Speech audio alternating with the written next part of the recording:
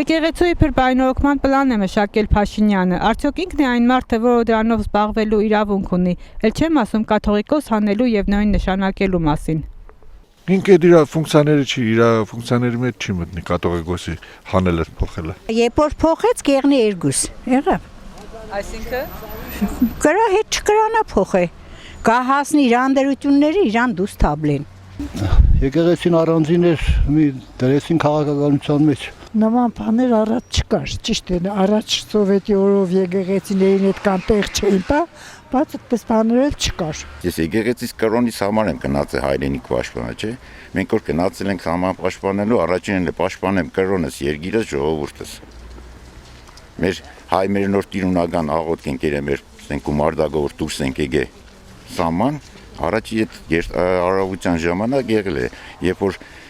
քահանան օրհնել է մեզ ծառայություն կատարենք հանրի երկիր, մեր երդումը տրվել ենք դրանով, պաշտպանենք կրոնս, երկիրս եւ ժողովուրդս։ Գիտես ինչի հեռացնե, որովհետև Իրան բաժները չի կատարել։ Իրան պետք է ենթարկվին պարտադիր։ Պետությունը եկեղեցու հետ вообще կապ պետք չունենա։